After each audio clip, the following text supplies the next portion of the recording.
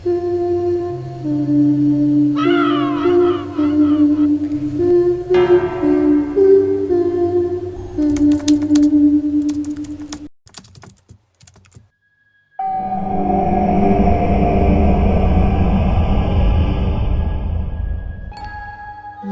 uri ng panloloko sa mundo. May panloloko sa asawa, kung saan sa likod ng tiwala at pagmamahal, may lihim na kalokohang ginagawa. May panloloko rin sa negosyo, gaya ng pagbebenta ng peke, sobrang pagpapatong ng presyo o pagtatago ng tunay na kalidad ng produkto. May panloloko rin sa kaibigan, mabait sa harapan, ngunit lihim na naninira at nananaksak sa likuran. At mayroon ding panloloko sa pamilya, pangungupit, pagsisinungaling at pagtatago ng mga lihim na maaaring gumiba sa tiwala nila sa isa't isa. Pero paano kung ang panloloko mo ay mismong naging bahagi na ng kabuhayan mo? Paano kung ito lang ang alam mong paraan para mabuhay? Kahit paramdam mong mali, kahit pa pinipigana ng konsensya ang dibdib mo tuwing gabi, wala kang ibang nakasanayan, wala kang ibang paraan.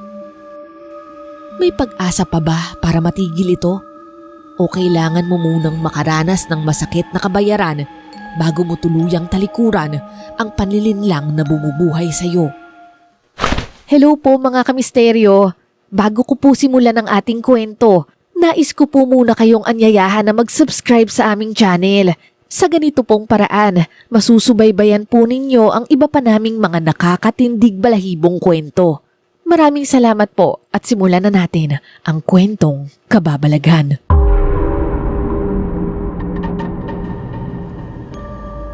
Misteri, tawagin niyo na lamang po akong Billy. 21 taon na ako nang mangyari ang kwentong ito. Kasama ko po noon ang aking kapatid na itago niyo na lang sa pangalang Badet na 19 pa lamang noon. Simulat sa pool, magulo na talaga ang buhay namin, Misteri. Ang tatay po namin, isang snatcher. Ang nanay naman ay isang hostess. Wala silang ginawa kundi magsigawan, mag-away at magkasakitan. 10 taong gulang ako noon at 8 naman si Badet nang maghiwalay silang dalawa. Nilayasan po kami ni tatay at kalaunan ay nalaman na lang naming nakulong na pala siya. Ang nanay naman may nakilalang bagong lalaki. Hindi na umuwi isang araw, hindi na kami binalikan. At mula noon, Misteri, kaming dalawa na lang ni Badet ang magkasama. Dahil wala kaming magulang na nag-aruga sa amin, isang araw, bigla na lang kaming pinaalis ng may-ari ng inuupahan naming bahay. May ilang kapitbahay na naawa, pero wala rin silang magawa dahil kapos din sila sa sarili nilang buhay.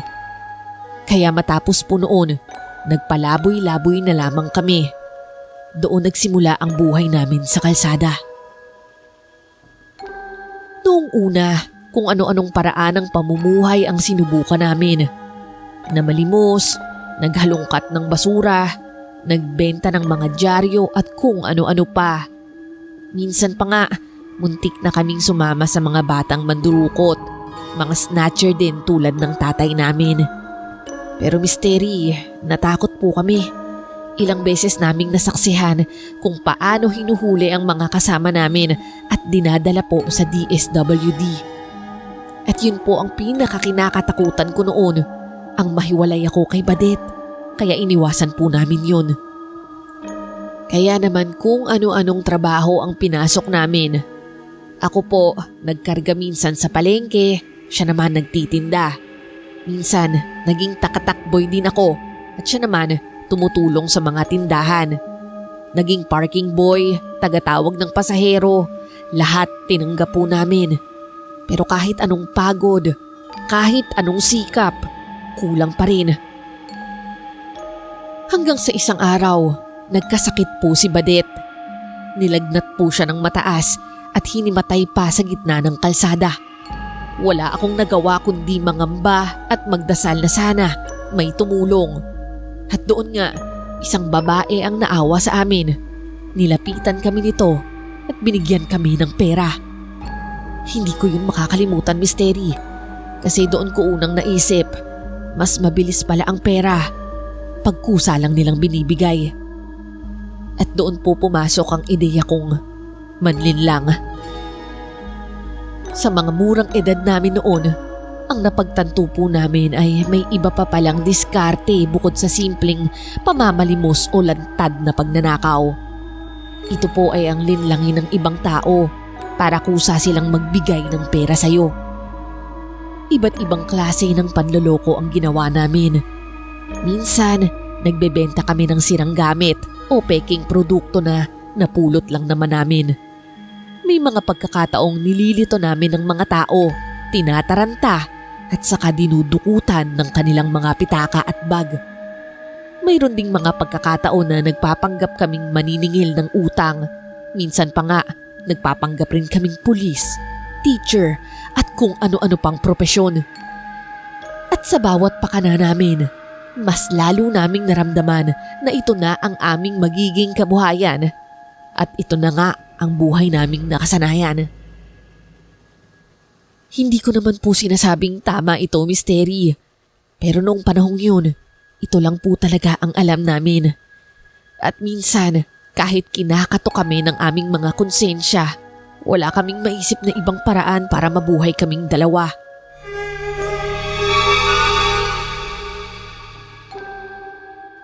Ipikit ninyo ang mga mata ninyo, mga madam. Nararamdaman ko ang masamang enerhiya na bumabalot sa inyo. Kung nais niyong magbago ang inyong buhay, manalig lamang kayo. Maniwala kayo na kakapit sa inyo ang swerte. Didikit ang yaman. Lalapit ang pera. At magiging masagana kayo. Pero, teka, may nararamdaman akong kumokontra. May kumokontra. Tandaan nyo, kapag may dumilat, mapuputol ang ritual ng swerte. Kaya pikit lang, mga madam. Misteri, isa yon sa mga pambubudol namin sa mga tao. Nang gabing yun, 3 magkukumare ang inalok ni Badet ng hula. Nagkunwari po siyang nakakaramdam ng kamalasan sa mga babae. Kaya naman inutu-uto niya ang mga ito, pinapikit at kunwari dinadasalan at ginagawan ng ritual. Pero ang totoo, habang nakapikit po sila, dahan-dahan ko silang dinudukutan. Si Badet ang sumisenya sa akin kapag magtatangkang dumilat ang isa sa kanila para maagapan bago pa nila mapansin ang ginagawa ko. Pagkatapos ng ritual, binibigyan pa nga niya ang mga babae ng mumurahing bracelet para mas lalo silang magtiwala at hindi maghinala sa kanya. Eto mga madam, pampaswerte to at pantaboy ng malas. Huwag na huwag nyo tong aalisin. Isuot nyo yan saan man kayo magpunta. Nakakatulong din yan panlaban sa mga mangkukulam. Pero kailangan ko pa po yung dasalan habang suot nyo. So pumikit po ulit kayo. Mataimtim po kayong manalangin. Talaga ba? Nako, parang nararamdaman ko na nga yung pagdating ng swerte ko. Halika, pumikit na tayo. At pagpikit nga muli nila, bigla na lang aalis si Badet, palihim na lalayo at tatakbo mula sa kanila. At pag nakalayo na siya, magkikita kami sa isang tagong eskinita para bilangin ang nakubra namin.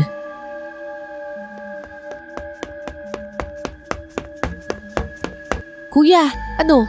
May nakuha ka ba? Marami bang laman? Cellphone lang dun sa isa. Masyadong malaki yung pitaka niya hindi ko mahugot sa bag. Pero dun sa dalawa, nakuha ko yung mga wallet nila. Yes! Tignan mo dali! Magkano laman? Ito, yung isa may 500 at barya. Tapos ito naman, ayun! Panalo! 1,500! Naku! Sakto na to hanggang 1 linggo! Pero kuya, itabi mo yung 1,500 pambayad natin kay Aling Tina. Bubungangaan na naman tayo nun pag nahuli ulit tayo ng bayad. Oo nga, sige, tama ka. Pagkasyahin muna natin tong 500, diskarte ulit tayo bukas. Isa lang yan sa mga siste namin ni Badet para kumita. Basta may maloloko, gagawin namin. Yun lang kasi, Misteri. Yun lang po yung alam naming paraan para mabuhay noon. Hindi po kami nakapag-aral. Ako hanggang grade 4 lang at si Badet naman hanggang grade 2. Nang gabing yun, bumili lang kami ng lutong ulam at kanin sa karinderya. Wala na kaming oras ni lakas para magluto pa. Habang kumakain, tahimik lang si Badet. Pero bago kami matulog, bigla siyang nagtanong. Isang tanong na matagal na ring bumabagabag sa isipan ko. Kuya, hanggang kailan kaya natin gagawin tong ginagawa natin ngayon? Oh, bakit mo naman natanong yan? Ayaw mo na ba? Wala lang. Naalala ko lang kasi yung isang beses na muntik na tayong mahuli eh. Natatakot ako na baka mahuli yung isa sa atin tapos magkahiwalay tayong dalawa. Paano na yun? Ayokong mangyari yun. Huwag ka ngang mag-isip ng ganyan, Badit. Basta magkasama tayo lagi, walang makakahuli sa atin. Babantayan natin yung isa't isa. Pero kuya, minsan naaawa na rin kasi ako sa mga niloloko natin eh. Yung iba, halatang hindi rin naman mayaman. Nangangailangan din sila ng pera. Ay, o siya sige sa susunod. Palaging mayaman na lang yung bibiktimahin natin, okay? Kuya naman eh, alam mo yung ibig kong sabihin. Alam kong nakukonsensya ka rin sa ginagawa natin. Naalala ko pa nung isang beses, yung mukha mo sobrang lungkot.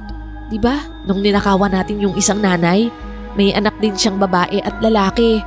Nakita ko, labag na labag sa loob mo yun. Oo, Badit. Naawa rin ako. Nakukonsensya. Pero kung uunahin ko yun, wala tayong kakainin. Paano naman tayo? Wala tayong pambaya dito sa tinitira natin. Kuya, paano kaya kung maghanap tayo ng ibang trabaho? Yung trabaho na legal at saka matino. Tulad ng kargador na naman, tindera. Alam mo naman na ginawa na natin yun. Ang liit-liit ng kita dun. Hindi. Naisip ko, pwede ulit akong mag-apply bilang tindera sa palengke. O kaya naman, waitress. O di kaya, naisip kong Ano? Artista? Model? Hindi. Naisip kong magsayaw sa club katulad ng trabaho ni nanay dati. Hoy, Badet. Tigil-tigilan mo ko dyan sa mga sinasabi mo ha. Gusto mo ng matinong trabaho, tapos club pala yung papasukin mo? Kasi kuya, naisip ko lang naman. At least yun, legal at saka walang manguhuli sa atin. Sa tingin mo ba hindi nauhuli ang mga yan? Alam mo bang hindi lahat ng club legal? At saka, seryoso ka ba, Badit? Papayag kang makita ng mga lalaki ang katawan mo?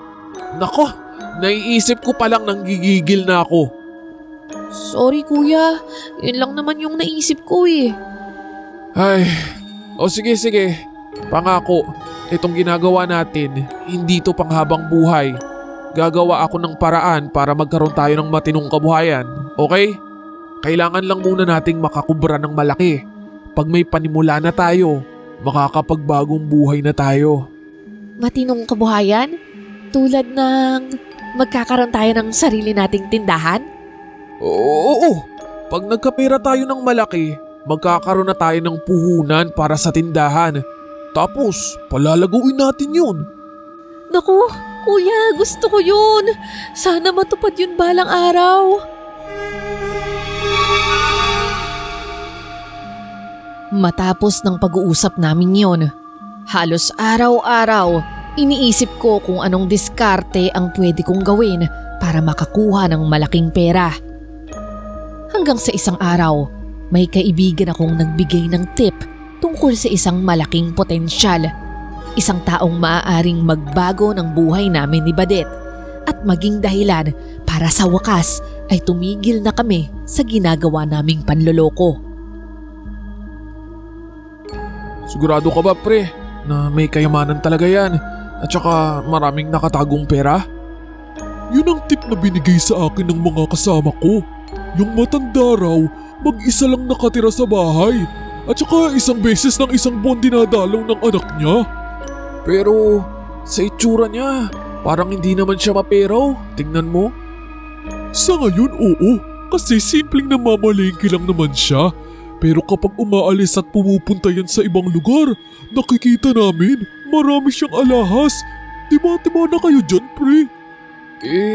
Bakit hindi na lang kayo yung pumasok sa bahay nila? Dapat sina Abner at Boy Tuka ang magmamanman. Nag-antay nga kami ng magdamag pero bigla na lang nawala. Malamang nakakuha ng malaking pera tapos ayaw kaming bigyan ng hati. Mga sakim Alam mo, nabalitaan na namin na ginawa na nila yun sa ibang grupo. Kaso, si boss naniwala pa rin Ayun, kami ang naloko. Parang kilala ko nga yung si Abner. Hindi ba siya yung siga sa kabilang kanto? Oo, siya nga yun. Siga pero laging may dalang kulay pink na panyo. Oo nga, nakalagay pa nga lagi sa bulsa niya, hindi ba? Oo, pampaswerte daw niya yun Ewan ko dun, parang pamana pa yata sa kanya ng nanay niya yun Pero teka, kung nakuha na ni na Abner at Boy Tuka yung kayamanan, baka naman wala nang natira para sa amin ni Badit. Imposibleng nakuha nila lahat, pre. Kasi hanggang ngayon, nakikita ko pa rin yung matandang yan. Marami pa ring alahas. Tambay kasi ako sa tricycle na sinasakyan niya. Kaya nakikita ko pa rin siya. At saka, hindi niyo naman kailangan ng milyones, hindi ba? Ay, hindi naman. Hindi namin kailangan ng malaki. Yung sapat lang para sa amin ni Badit. Ayun naman pala Pasukin niyo na. Madali lang yun. Hindi kayo mahihirapan. Matapos ang pag-uusap namin ng kaibigan kong si Moymoy, nagsimula na akong magplano at ikwento kay Badit ang detalye ng gagawin namin. Excited naman siyang nakinig, lalo na't ipinangako ko sa kanya na kung sakaling malaki ang makuha namin dito, iyon na ang huling panloloko naming dalawa. Pero kahit ganoon, mayroon pa ring pagdududa at pangamba sa kanya. Badit, malinaw na ba sa'yo yung plano? Dating gawi lang naman. Magpapanggap kang may sakit. Acting lang. Ang kaibahan lang nito, hindi natin siya basta dudukutan. Kailangan muna nating makuha yung tiwala niya para patuloyin niya tayo sa bahay niya. Kapag nakasiguro na, saka natin papasukin ng kwarto kapag natutulog na siya. At doon natin kukunin yung mga alahas at pera. Kuya, sigurado ka bang kahit nakawan natin siya, hindi naman siya maghihirap? Oo naman. Ang sabi ni Moymoy, sustentado daw yun ng mga anak niya. Magaganda raw ang trabaho noon at siguradong may pera pa yun sa bangko. Mabuti naman kung ganun. Ayoko talagang magnakaw sa matanda Yung iba, kahit papano, mas bata, may kakayahan pang maghanap buhay. Mababawi lang nila yung pera na kinuha natin. Pero kapag kasi matanda, nakakaawa Siguro, naaalala mo na naman si Lola Parinya, no? Oo kuya, kasi alam mo naman di ba? Si Lola Parinya lang talaga yung taong nagmalasakit sa atin. Kahit hindi naman natin siya kamag-anak. Kahit wala na siyang makain, nagbibigay pa rin siya sa atin. Hindi ko naman nakakalimutan yun. Iniisip ko na lang, nasa langit na si Lola ngayon. Mas masaya siya ron. Kaya ganun na lang din yung isipin mo para hindi ka na malungkot. Yun nga kuya, kaya nga naniniguro lang ako sa'yo tungkol dun sa matanda. Oo, huwag kang mag-alala. Malalaman naman natin pag ando na tayo Hindi rin naman natin kukunin lahat. Yung sapat lang para sa atin. At saka kapag nakita ko na wala naman pala siyang pera, edi huwag na nating ituloy. At doon nga misteri, napagdesisyonan na nga naming pasukin ang bahay ng matanda. Hindi rin naman ito kalayuan mula sa tinitirahan namin. 2 sakay ng jeep, tapos 1 tricycle. Kita mo agad ang bahay dahil daanan iyon ng mga sasakyan, hindi nga lang dinadaanan ng mga pampublikong jeep at bus dahil nasa loob pa rin iyon ng subdivision. Bago iyon, naghanda muna kami. Dumaan kami sa ukay-ukay. Bumili ako ng simpleng polo at maayos na pantalon para magmukhang kagalang-galang. Si Badet naman, pinili ko ng bestidang disente ang itsura kahit luma na. para hindi halata. Bumili rin kami ng mumurahing pulbos at makeup para mas maputla at payat tingnan ang mukha ni Badet. Tila ba may sakit. Pinaraktis pa niya ang pag-ubo, mahina at putol-putol para mas mukhang totoo. Naglaan din ako ng kaunting perang panggastos. Bumili kami ng maliit na supot ng tinapay, mani at kung ano-ano pa bilang props. Para kunyari, galing talaga kami sa malayong biyahe at gipit na gipit sa buhay.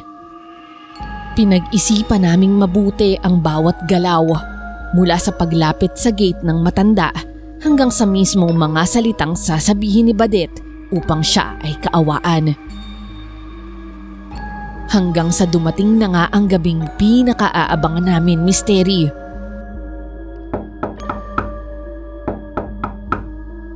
Dahan-dahang nagbukas ang pinto. Isang matanda, nasa edad 70 na, ang sumilip mula dito. Makapal ang suot nitong salamin at nakapusod ang puti niyang buhok. Nakasuot din siya ng simpleng duster at halatang nagtataka sa pagkatok namin. Anong kailangan ninyo? Magandang gabi ho, Lola. Dito ho ba nakatira si Mrs. Magallanes? Mrs. Magallanes? Wala hong ganoong nakatira rito. Baka nagkamali kayo ng kinatok na bahay. Pero ito ho ba yung address na to? Number 124 Rosa Street? Ito nga iyon, iho. Pero hindi Mrs. Magallanes ang nakatira rito. Mahal, sabi ko na nga ba, tama yung kutob ko. Niloloko lang tayo ng Mrs. Magallanes na yan. Mahal, huwag ka munang magpadalos-dalos. Baka naman nalilito lang si Lola. Lola, Esther po, baka kilala nyo. Yun po ang pangalan ni Mrs. Magallanes Esther Magallanes. Maawa naman po kayo. Kung kilala nyo po siya, sabihin nyo na po. Kailangan po namin siyang makausap Pasensya na kayo, pero wala talaga.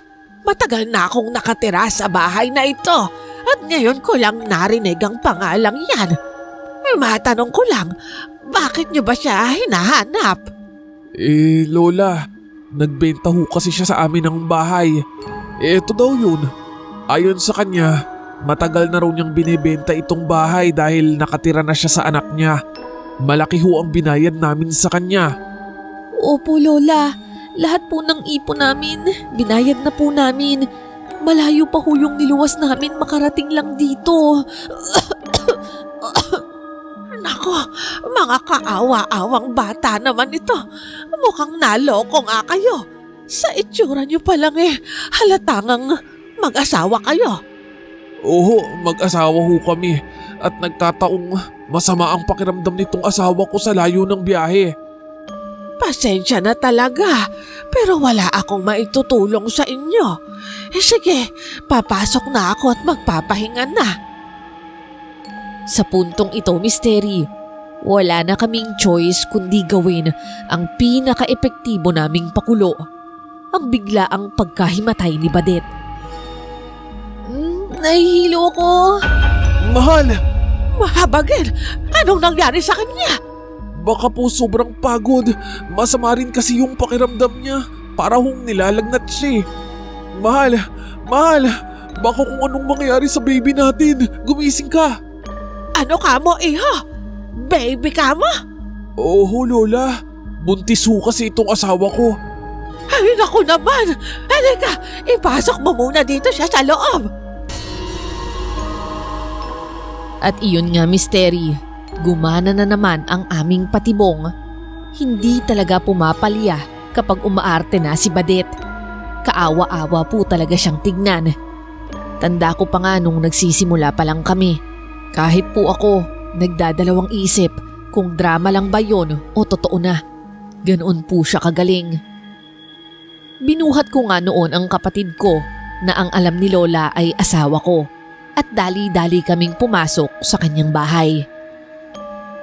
Nataranta ang matanda nang mapansin niyang biglang namutla si Badet. Agad niya itong inalalayan at pinahiga sa lumang sofa sa sala. Mabilis siyang naglakad patungong kusina, kumuha ng baso ng tubig at agad na bumalik. Iha, kamusta na ang pakiramdam mo? Pasensya na po kayo sa abala, Lola. Bigla lang po kasi akong nahilo. Magpahinga ka muna rito, anak. Heto't, uminom ka muna ng tubig. At may kaunti rin akong pagkain dito. Pasensya na, iyan lang ang natira.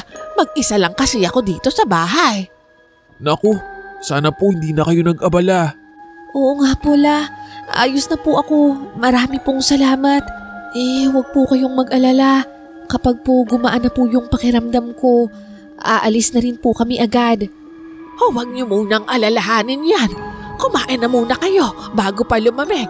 Ako'y busog na kanina pa. Habang kumakain kami, inilibot ko agad ang mga mata ko sa loob ng sala. Nag-iisip ng paraan para sa plano ko mamaya. Malaki pala ang loob ng bahay. Sa labas, mukhang maliit lamang ito at payak. Pero pagpasok, maluwag at maaliwalas. May hagdan paakyat na sa tansya ko. May 2 o 3 kwarto sa itaas. Sa ibaba naman, kapansin-pansin ang mga estanting puno ng dekorasyon. May mga mamahaling plato at baso na nakadisplay. May mga figurin na halatang koleksyon at ilang paintings na tiyak na pinaglaanan ng halaga.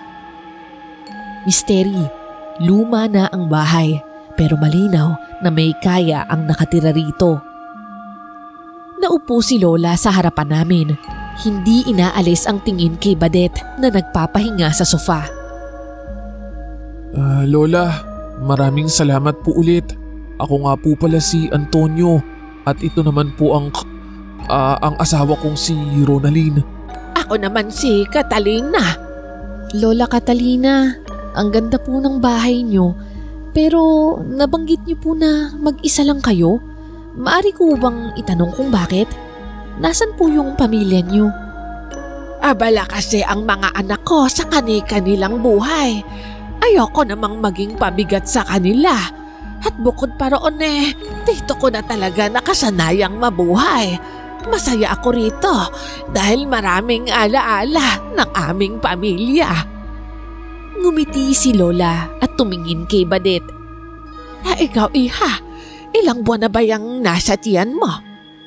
3 buwan na po. Nakakatuwa naman. Alagaan mong mabuti yan, ha? Mahalagang yugto iyan sa inyong pagsasama. Opo, Lola. Aalagaan ko po talaga to. Matagal na po kasi naming gustong magkaanak nitong asawa ko. Sige po, masyado na po kaming nakakaabala. Aalis na po kami. Oo nga po Lola Catalina, malalim na po ang gabi. Alam naming kailangan nyo na ring magpahinga. Sigurado ka bang kaya mo na, Iha? Mukhang kaya ko naman na ho. Maraming salamat po sa pagkaing binigay nyo at sa pagpapatuloy po sa amin. Siya, sige. Mag-ingat kayong dalawa, ha? Akmang tatayo na kami ni Badet at ako na may kinukuha na ang mga gamit namin. Nang bigla siyang nagkunwaring nahilo at napaupo muli sa sofa. Kasama ito sa plano namin. Hinawakan niya ang kanyang noo. Pilit na pinapalabas na nanghihina siya. Oh mahal, ano na naman ang nangyayari? Iha, kamusta? Ang sabi ko naman sa iyo baka nahihilo ka pa. Napaupo muli si Badet at patuloy ang kanyang pag-arte na tila nahihilo. Mahal, ano? Kamusta? Hindi pa ba maayos yung pakiramdam mo? Nahilo ako bigla pero parang ayos na ako. Pipilitin ko. O sige, dahan-dahan lang ang tayo ha. Sandali. Kung gusto ninyo dito na lang muna kaya kayo. Kahit ngayong gabi lang. Naku, hindi na ho Lola. Masyado na ho kaming nakakaabala sa inyo. Oo nga po, sobra na kaming nahihiya sa inyo. Pero hindi ko maaatim na paalisin kayo sa ganitong kalagayan. Ayokong mapahamak ang batang dinadala mo, Ronalyn. Sige na, dito na muna kayo kahit isang gabi lang. Nagtingi na naman kami ni Badet. Isang hudyat na tuluyan ng gumana. ang aming plano. Nang gabing yon, pinatuloy nga kami ni Lola Catalina at dinala niya kami sa isang maliit na kwarto sa ibaba. Payak lamang ito, may lumang kama at manipis na kutsyon. Halatang hindi natutulugan dahil sa makapal na alikabok sa gilid at wala ring anumang personal na gamit rito. Nang gabing yun, wala kaming ginawa kundi magpasalamat ng paulit-ulit kay Lola Catalina. Nangako rin kaming bukas na bukas ay aalis na kami. At ang totoo, Misteri, tuto pa rin naman talaga namin yun, pero hindi sa paraang inaakala niya. Pagsapit ng 12:00 ng gabi, bumangon ako at nagpanggap na iinom ng tubig. Maingat akong nagmasid sa kusina at buong paligid ng bahay. Laking tuwa ko nang makita kong wala itong kahit anong CCTV o modernong seguridad. Dahan-dahan akong umakyat sa ikalawang palapag upang siguraduhin kung tulog na ba si Lola. Pag-akyat ko, bumungad sa akin ang 3 pintuan. Binuksan ko ang una at naroon si Lola Catalina, mahimbing na natutulog sa isang malaking kama. Mabigat ang kanyang paghinga, tanda na malalim ang kanyang tulog. Sa pangalawang silid naman, halos wala nang madaanan sa dami ng lumang gamit. May mga sirang aparador, lumang laruan, kahon-kahon na hindi binuksan at makakapal na alikabok na animoy hindi na nagalaw ng maraming taon. Para na itong isang bodega. Ngunit ang ikatlong kwarto ang talagang pumukaw ng atensyon ko. Sa pagbukas ng pinto, tumambad ang mga mamahaling kagamitan. Nakasabit sa dingding ang ilang paintings na halatang antik. May cabinet na puno ng alahas, mga porselanang florera at iba pang bagay na tiyak na may mataas na halaga. Sa sulok ng kwarto, may isang maliit na baol na tila mas luma pa kaysa sa lahat ng naroroon. Pinagmasdan ko sandali ang paligid. Halos hindi makapaniwala sa mga nakita ko. Pagkatapos, excited akong bumalik agad sa ibaba para sabihin ito kay Badet. Paglapit ko sa kanya, ibinulong ko agad sa kanya ang lahat ng nakita ko sa itaas. Agad kong iminungkahe na kunin niya ang mga punda ng unan upang yon ang magsilbing lalagyanan namin ng mga mahahalagang gamit na makukuha namin. Kuya, ang daming magagandang gamit dito. Shh! Huwag kang maingay, Badet. Baka magising si Lola. Hindi ko kasi mapigilan yung saya ko eh. Mabilis na nagtungo si Badet sa tokador kung saan nakahanay ang ilang kahon ng alahas. Isa-isa niya itong binuksan at sa ilalim ng liwanag ng lampara ay kumislap ang mga kwintas na may makukulay na bato, mga hikaw na yaring ginto at makakapal na pulseras na parang bagong linis. Mayroon ding mga singsing na may maliliit na brilyante na agad niyang isinilid sa kanyang bulsa. O siya, unahin mo muna yung mga alahas. Piliin mo muna yung maliliit pero halatang malalaki yung halaga. Ako naman ay nakakita ng gintong relo, ilang perang nakatiklop sa isang sobre at mga antigong medalya na nakalagay sa maliit na kahon. Isa-isa ko ring isinilid ang mga yon sa punda ng una na dala namin, pati na rin sa mga bulsa ng pantalon at jacket. Hindi maitago ni Badet ang tuwa sa bawat kuha. Kuya, totoo nga yung sinabi ni Muy. Ang daming mga alahas dito. Para tayong nanalo sa jackpot. Halika na, okay na yan, marami na to, umalis na tayo. Pero hindi agad ako nakaalis dahil sa gilid ng aparador, napansin ko ulit yung isang maliit na baul na yari sa kahoy. May bakal na padlock at halatang mabigat at matibay ang pagkakagawa. Para kasing pakiramdam ko, Misteri, mas mataas ang halaga ng nasa loob ng baul na yon. Inilapag ko ito sa lamesa at sinubukang buksan. Pero bigo ako.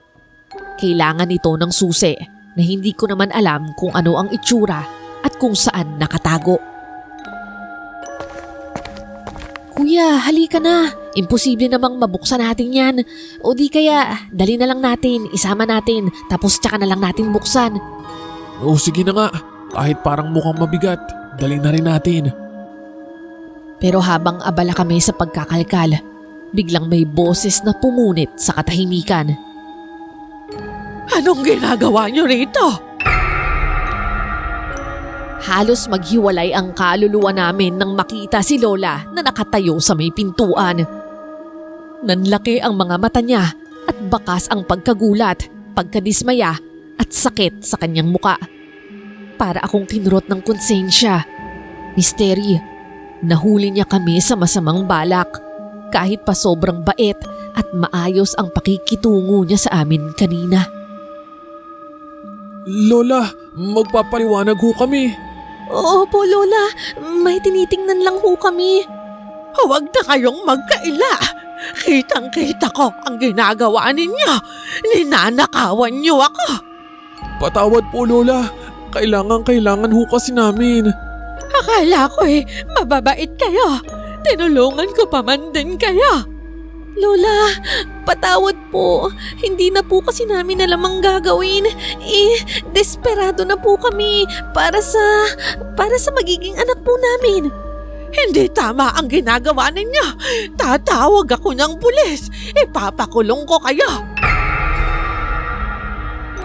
Bigla siyang tumalikod at nagmamadaling nagtungo sa kanyang kwarto. Ramdam ko ang malamig na kaba na gumapang sa katawan ko. Nagkatinginan kami ni Badet. Pareho kaming nanlaki ang mga mata, puno ng takot at pangamba. Mabilis naming sinundan si Lola. Narinig namin ang langit-ngit ng kahoy ng sahig habang bumubukas ang pinto ng kanyang kwarto. Sigurado akong kukunin niya ang telepono. Hinawakan ko siya sa braso upang pigilan. Lola, sandali lang naman ho. Pakinggan niyo naman muna kami. Paano ka kayo pagkakatiwalaan? Mga walang hiya kayo. Hindi nyo na ako mauuto ngayon. Hindi naman ho sa ganun, Lola. Magpapaliwanag ho kami. Hindi kami masasamang tao tulad ng iniisip ninyo.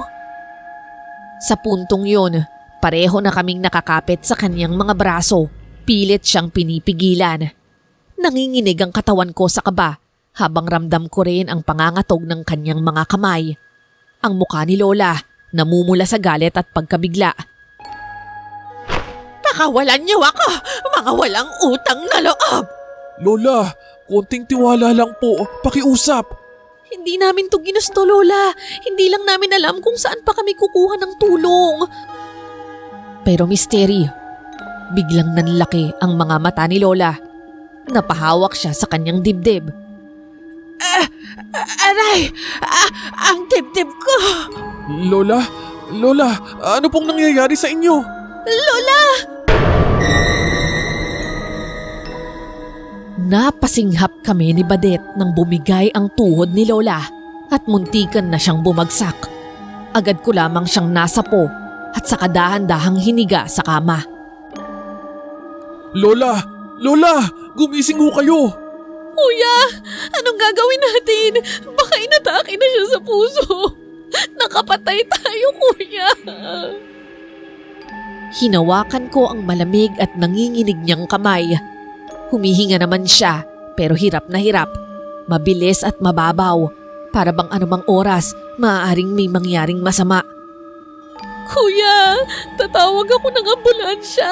Hindi natin pwedeng pabayaan si Lola. Kailangan niyang madala sa ospital. Hindi, wag Badet. Kapag tumawag ka, makukulong tayo. Malalaman nilang lahat yung ginawa natin. Pero kuya, mamamatay si Lola. Hindi ako patatahimikin ng konsensya ko pag may nangyaring masama sa kanya. Kung hindi dahil sa atin, hindi mangyayari to. Makinig ka nga sa akin, Badet. Hindi siya mamamatay. Heto humihinga pa siya. Ang kailangan lang natin, tulungan siya. Kaya nga kumalma ka. Kapag tumawag ka ng tulong, siguradong pagbibintangan agad nila tayo. Huhulihin tayo ng pulis at magkakahiwalay tayo. Yun ba yung gusto mo, Badet? Hinawakan ko ang magkabilang pisngi ng kapatid ko at tumitig ako sa kanyang mga mata. Pilit siyang pinapakalma. Bantayan mo si Lola. Ako na ang bahala. Bababa ako. Hahanap ako ng first aid, tubig, kahit anong pwedeng makagaan sa kanya. Basta bantayan mo muna siya rito, ha?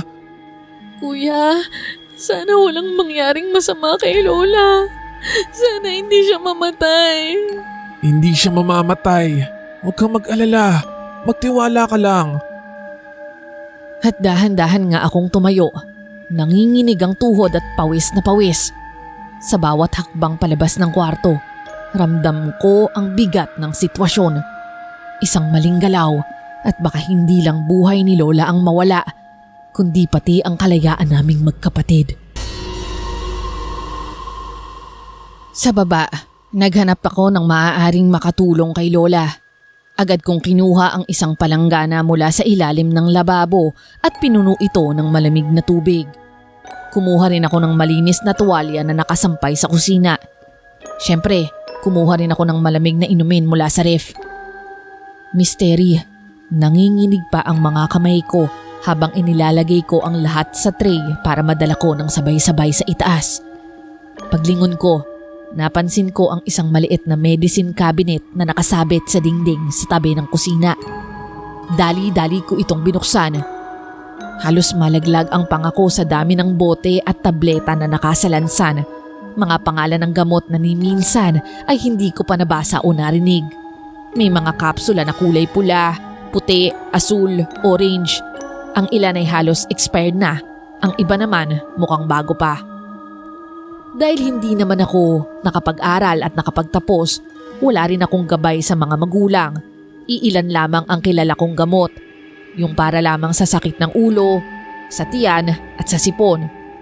Kaya naman hinablot ko na lamang ang ilang tableta at inilagay sa bulsa ko. Bahala na, bulong ko sa sarili habang nangingibabaw ang kaba at tumutulo ang pawis sa aking noo. Ngunit misteri, habang naglalakad ako, biglang may malakas na kalampag mula sa itaas. Para bang may nahulog na mabigat na bagay o baka may nabangga. Nanlamig ang buong katawan. Napatigil ako sa paghinga. Naisip ko agad si Badet. Baka nagising si Lola o baka may masamang nangyari. Agad kong binitawan ang palanggana at tumakbo paakyat. Halos madapa na nga ako sa pagmamadali. Pagdating ko sa kwarto ni Lola, nanlaki ang mga mata ko. Misteri, wala sa kama si Lola at wala na rin si Badet.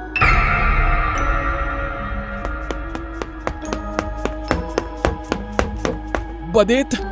Badet, nasan ka? Lola? Nasan kayo? Halos mabaliw ako sa pagsilip sa bawat sulok ng kwarto. Binaligtad ko ang lahat ng kumot, sinilip ang ilalim ng kama, inikot ang aparador, pero wala sila roon.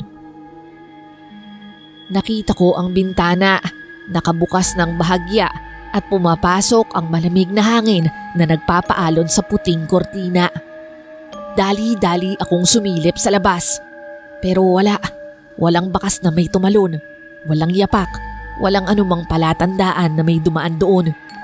Ang telepono naman ni Lola ay nasa gilid pa rin ng mesa, parang hindi naman nagalaw. Natataranta akong bumaba ulit.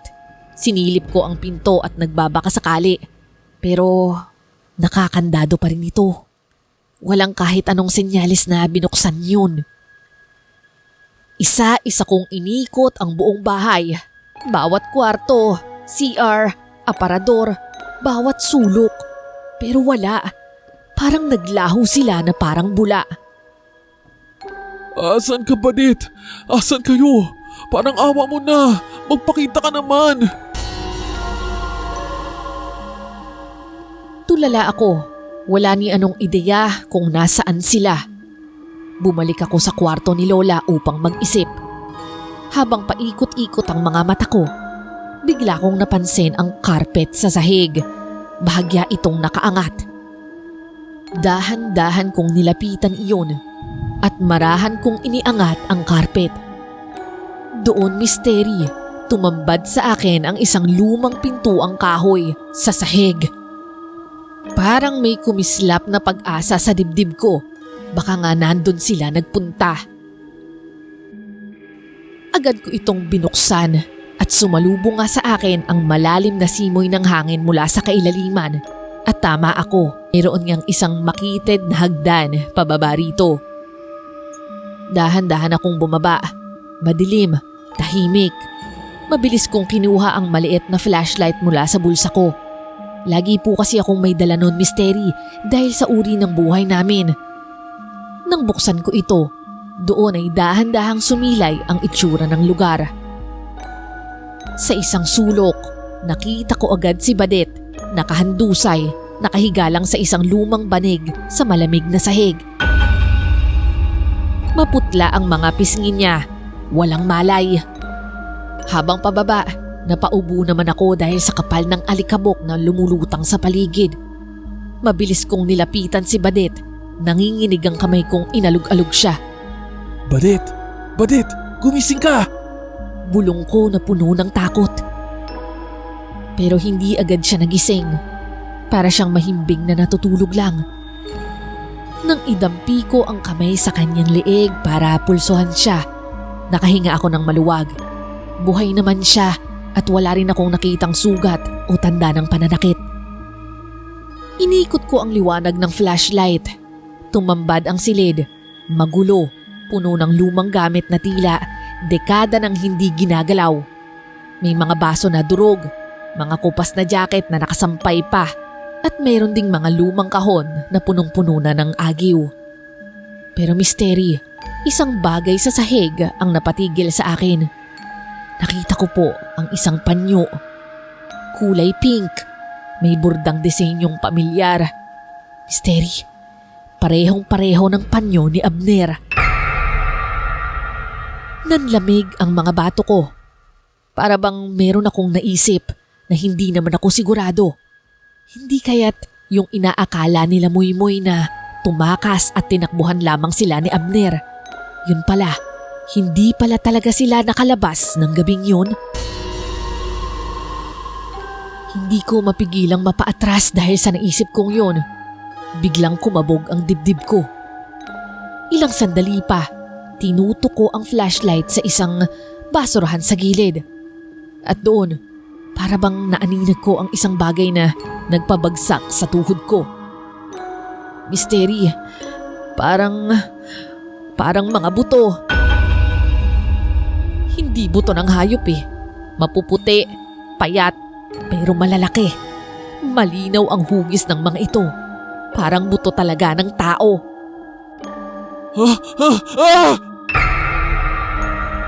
Napasigaw ako sa sobrang takot. Halos mabitawan ko pa nga yung flashlight noon. At dahil siguro sa ingay, dahan-dahan namang gumalaw si Badet. Dumilat siya, nanlalabo ang mga mata. Kuya, nasaan ako? Nasaan tayo? Badet, gising ka na. Salamat sa Diyos. Pero ano ba talagang nangyari? At saka, nasaan na si Lola? Bigla na lang nanlaki ang mata ni Badet. Parang may biglang naalala. Ngunit bago pa man siya nakasagot, isang kakaibang tunog ang pumunit sa katahimikan. Hindi ito kaluskos ng gamit. Hindi ito hampas ng hangin. Para bang isang mababang ungol, garalgal, parang huni ng halimaw na nagbabantang umatake. Mabilis kong inilibot ang liwanag ng flashlight. Nanginginig na nga ang kamay ko at pakiramdam ko anumang sandali para bang mayroong lalabas mula sa dilim. Hanggang sa tumapat ang liwanag sa itaas. At doon ko nakita, Misteri, si Lola. Nakapwesto siya sa kisame. Nakadikit ang mahabang kuko, parang mga pangil na tumutusok sa kahoy. Ang mga mata niya, kumikislap, mapulang-mapula sa liwanag, parang gutom, malamlam. Ang bibig naman niya ay nakabuka, nakalitaw ang matutulis na pangil. Mula roon, lumalawit din ang isang mahaba at maitim na dila, kumikibot-kibot na parang uod na sabik sa karne. Ang buhok niya, basang-basa at parang malapot. At ang kanyang balat, kulubot, nangingitim, puno ng naglalakihang ugat na animoy may sariling buhay. Para akong natulala. Ang matandang nagpapasok sa amin at nagpatuloy. Ang nagpakain at nagpakita ng kabutihan. Ngayon, isang halimaw, isang aswang. Akala niyo siguro, kayo ang nanlilinlang sa akin. Wala kayong kaalam-alam. Kayo pala ang nabitag sa patibong ko. Anong klaseng nilalang ka? Halimaw ka! Simula pa lamang, alam kong hindi buntis ang babaeng yan. Dahil kung buntis siya, maaamoy ko agad. Nagkamali kayo ng taong lolokohin. Lola, maawa po kayo. Gusto lang naman naming magbagong buhay. Kayo ang maawa sa akin dahil gusto ko lang namang kumain. May nakakain naman ako. Lagi akong may supply mula sa mga anak ko. Pero iba ang sariwa, iba ang lasa, lalo na ng mga takot sa mga mata ng mga biktima ko. Nanginig kami sa takot ni Badet. Hindi ito simpleng kaba, Misteri. Ito ang kaba na ngayon lamang namin naramdaman sa aming buong buhay. Ramdam ko ang pagbigat sa aking dibdib. Bawat tibok ng puso ko parang sasabog sa sobrang takot. Nanlalamig na rin ang mga palad ko. Nanginginig ang mga tuhod at halos hindi ako makahinga. Pero Misteri, hindi ako pwedeng sumuko. Ayokong dito magtapos ang kwento namin ng kapatid ko. Ang dami na naming napagdaan ng kamalasan sa buhay. Gutom, pagdurusa, pag-iwan sa amin ng mga mahal namin sa buhay. Pero ito ata yung pinakamalaking bangungot na kinaharap namin. At ayokong magtapos lamang dito. Akmang susugod na si Lola at wala akong ibang panlaban. Ang kutsilyo ko nasa ibaba, naiwan ko sa bag. Isa lang ang nakita ko, ang buto sa may basurahan. Agad ko itong kinuha at saktong palapit na si Lola nang hinampas ko ito sa kanya ng buong lakas. Dahil sa matibay ang katawan nito, nabali agad ang buto. Pero nag-iwan ito ng patusok na korte at nang akmang aatake ulit ang aswang, naitusok ko ito sa bandang balikat niya.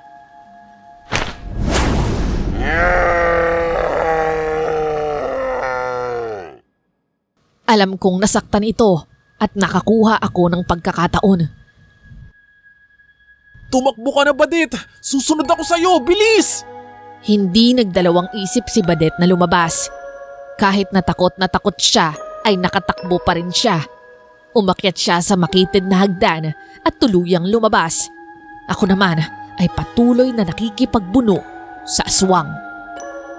Si Lola, o mas tawang tawaging ang aswang, ay nakatitig lamang sa akin nang may nag-aalab na galit. Ang kanyang mga mata, pulang-pula talaga at para bang nag-aalab sa dilim. Tumutusok din ang kuko niya sa aking mga braso at ang kanyang panga bumubuka ng hindi pangkaraniwan misteri. Halos umabot sa liig sa luwag at ipinapakita niya ang matutulis na pangil na handang lumapa sa akin. Wala na akong maisip na paraan.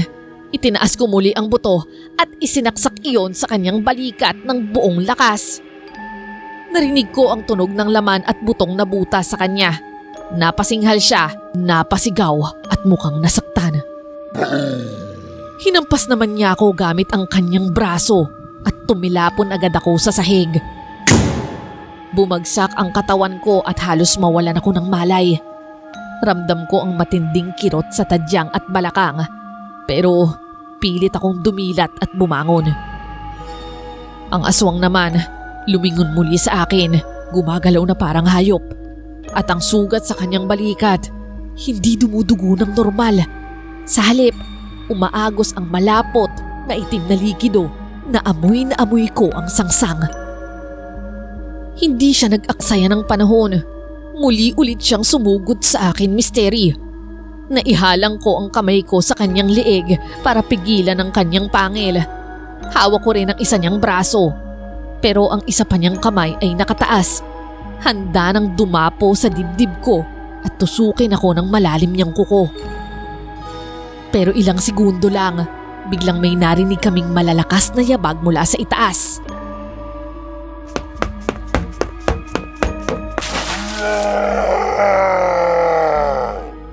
Si Badet. May hinagis siya kay Lola. Isang palanggana ng tubig na diretsong tumama sa kanya. Sumingaw ang usok mula sa balat ng aswang at ang sugat na tinamo niya mula sa buto ay lalo pang lumala. Kumikibot-kibot siya, humahalinghing ng nakapapangilabot habang namimilipat ang katawan na para bang sinusunog. Ako naman, Misteri, halos hinang-hina. Nanginginig pa rin ang mga kamay habang nakatingin. Hindi ko alam kung matatakot ako o mapapaluhod sa pasasalamat. Hinagis ni Badet ang palangganang walang laman at saka sumigaw. "Kuya, ano pang hinihintay mo? Tara na!" Dali-dali akong bumangon kahit nanginginig at halos mabali ang balakang sa sakit. Iniwan namin ang aswang na namimilipit sa sahig ng madilim na silid at dali-daling lumabas ng bahay. Misteri, walang tigil ang takbo namin. Sa pakiramdam ko, bandang 3:00 na ng madaling araw noon. Tahimik ang buong paligid. Halos wala nang dumaraang sasakyan. Takbo lang kami ng takbo. Hingal na hanggang sa makita namin ang isang tricycle. Nakiusap kami sa driver na ibaba kami kahit saan basta malayo lamang sa lugar na yun. Sa pagkakataon ring yun, umamin kaming wala kaming pambayad. At dahil naawa ang lalaki, isinakay niya kami at ibinaba sa isang terminal. Doon lamang kami nakapagpahinga. Doon lamang unti-unting kumalma ang lahat. Sa wakas, ligtas na kami at hindi kami makapaniwala sa lahat ng nangyari.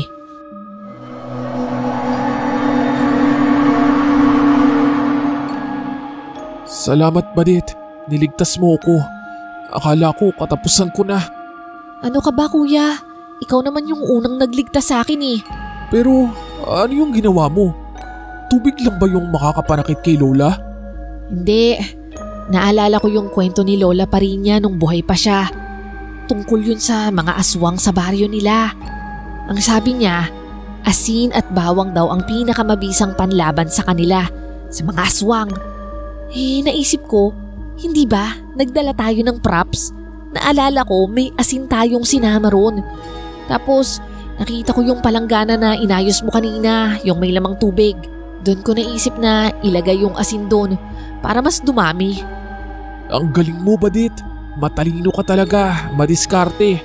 Alam mo, kung wala ka, ewan ko na lang. Pero pasensya ka na ha.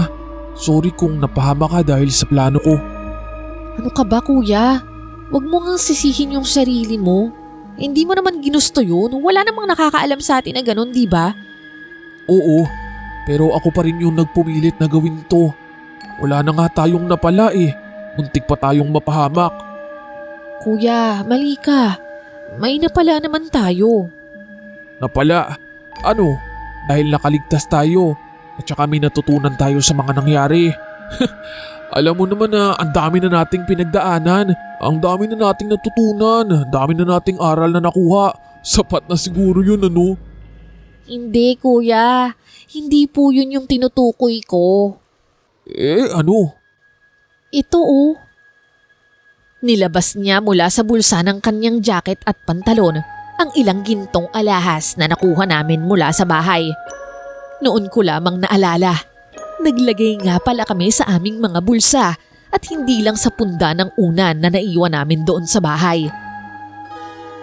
At mula nga noon, Misteri, ginamit namin ang mga alahas na yon para magbagong buhay. tinupad ko ang pangarap ni Badet na magtayo ng maliit na tindahan. Lumipat kami sa malayong lugar kung saan walang nakakakilala sa amin. Kumuha kami ng maliit na apartment at nagtayo ng sari-sari store. Unti-unting lumago ang negosyong yun hanggang sa makakuha kami ng pwesto sa palengke. Nagtinda-tinda kami ng gulay at ako ang humahango nito. At kalaunan, nakaipon ako para makabili ng maliit na truck. Hanggang sa awa ng Diyos, tuloy-tuloy ang naging takbo ng aming kabuhayan. Hanggang dito na lamang ang aking kwento misteri. Nais ko po kasing ibahagi yung natutunan ko at napatunayan na kaya palang magbago ng isang tao kung gugustuhin lang talaga nila. Hindi man namin ito nakamit agad sa paraan na maganda, pero araw-araw naming hinihingi sa Diyos ang kapatawaran. Tumutulong din kami sa mga nangangailangan hanggat kaya namin para kahit po paano makabawi kami sa lahat ng panlilinlang na nagawa namin noon. Naalala ko rin po na baka yung mga alahas na nakuha namin ay galing din sa mga naging biktima ng aswang. Kaya naman ginamit namin yon para gumawa ng kabutihan. At simula po noon, hindi na kami muling nanloko pa ng kapwa.